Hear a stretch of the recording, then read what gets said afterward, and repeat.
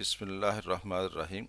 Dear students, you are watching educational channel KMCH. I am Khalid Mahmood from KMCH Physics Academy.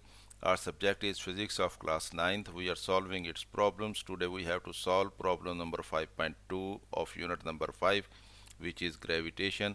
Let us see the statement of problem number 5.2. Problem number 5.2 statement is the gravitational force between two identical lead spheres kept at 1 meter apart is 0.006673 newton. Find their masses.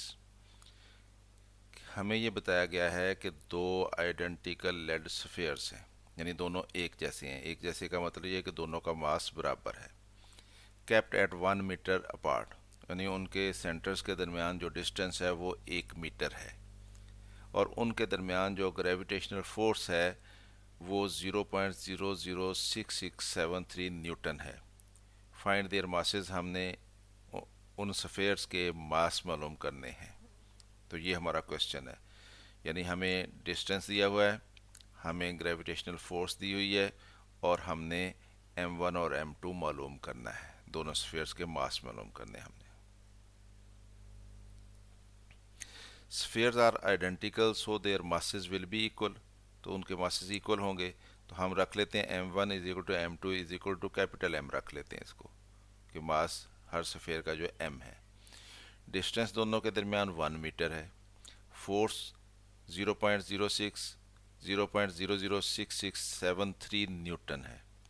According to Newton's law of gravitation F is equal to G m1 m2 over d square होता है. इस m1 की जगह पे भी capital M लग जाएगा, इस m2 की जगह पे भी कैपिटल M लग जाएगा, और ये m का स्क्वायर हो जाएगा. d की वैल्यू हमारे पास मौजूद है, हम यहाँ पे वो वैल्यू लगा लेंगे. g कांस्टेंट है, ये मैंने आपको पहले भी बताया था पिछली वीडियो में कि इसकी वैल्यू जो है ये आपने ज़बानी याद करनी है. बहुत इंपॉर्टेंट कांस्टेंट है इस चैप्टर में, इसको बार बार हमें इस्तेमाल करना है. फोर्स हमें दी गई है 0.006673 न्यूटन, यहाँ पे हम उसकी वैल्यू लगा लेंगे. तो हमारे पास ये m का स्क्वायर बचेगा, वहाँ से हम m निकाल लेंगे. पुटिंग वैल्यूज़ वी गेट, ये हमने ग्रेविटेशनल फोर्स जो दी हुई है उसकी वैल्यू लगा ली 0.006673 न्यूटन, इक्वल टू ये हमने ग्रेविटेशनल कांस्टेंट जो है उसकी वैल्यू लगा ली. जी की value 6.673 into 10⁻11 newton metre square पर किलोग्राम स्क्वायर. इसको अपने यूनिट्स में याद रखना है. मास m1 वो भी कैपिटल M है, मास m2 वो भी कैपिटल M है, और डिस्टेंस 1 मीटर है, उसका स्क्वायर आ जाएगा. तो ये एज इट इज़ हमने लिख लिया, इसको एज इट इज़ लिख लिया. यहाँ से इसको सॉल्व करते हैं, m का स्क्वायर हो जाएगा, और 1 का स्क्वायर 1 ही होता है, और मीटर का स्क्वायर आ जाएगा. यहाँ पे हमारे पास 6, इसको हम साइंटिफिक नोटेशन में कर लेते हैं. इसको यहाँ पे पॉइंट ले जाते हैं इसका.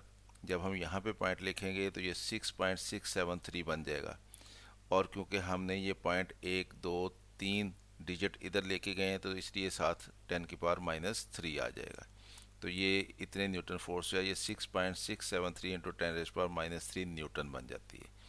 तो ये इक्वल टू हो जाएगा, ये 6.673 इंटू 10⁻11 न्यूटन मीटर स्क्वायर पर kilogram square into metre square m square, यानी मास का square over 1 metre square metre unit के लिए. ये तो ये m का स्क्वायर और ये m का स्क्वायर आपस में कट जाएंगे, और नीचे सिर्फ 1 रह जाएगा, और उस 1 को लिखने का कोई फ़ायदा नहीं है, तो इसलिए हमारे पास ये m स्क्वायर आ जाएगा. यहाँ से हमने क्योंकि m निकालना है तो इसलिए इस m को हम एक तरफ रखते हैं, और इसके साथ ये वैल्यू जो है g की, इसको हम दूसरी तरफ ले जाते हैं. ये क्योंकि इधर मल्टीप्लाई हो रही है तो इसलिए दूसरी तरफ जाके ये इसको डिवाइड करेगी. तो ये m स्क्वायर हमारे पास आ जाएगा 6.673 into 10⁻³ Newton divided by 6.673 into 10⁻11 Newton पर किलोग्राम स्क्वायर.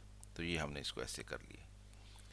अब ये 6.673 और 6.673 ये तो आपस में कैंसिल हो जाएंगे, और ये 10 की पावर -11 जो है ये ऊपर चला जाएगा, ये जाके ऊपर पॉजिटिव हो जाएगा, 10 की पावर 11 हो जाएगा.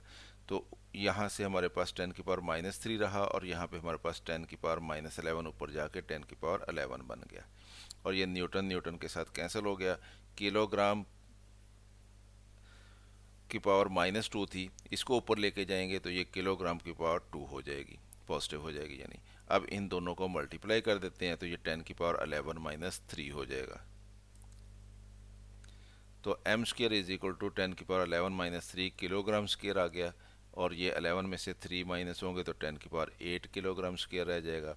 अब हमने क्योंकि m निकालना है इसलिए दोनों तरफ स्क्वायर रूट ले लेते हैं, इधर से स्क्वायर कैंसिल हो जाएगा और इधर स्क्वायर रूट आ जाएगा 10 की पावर 8 किलोग्राम स्क्वायर का। ये 10 की पावर 8 जो है ये 10 की पावर 4 इंटू 10 की पावर 4 है, और ये किलोग्राम स्क्वायर है, तो इनमें से 10 की पावर 4 बार रह जाएगा हमारे पास, और यहाँ से किलोग्राम रह जाएगा, बाकी ये स्क्वायर रूट के साथ कैंसिल हो जाएगा। तो ये m इज इक्वल टू 10 की पावर 4 किलोग्राम आ गया।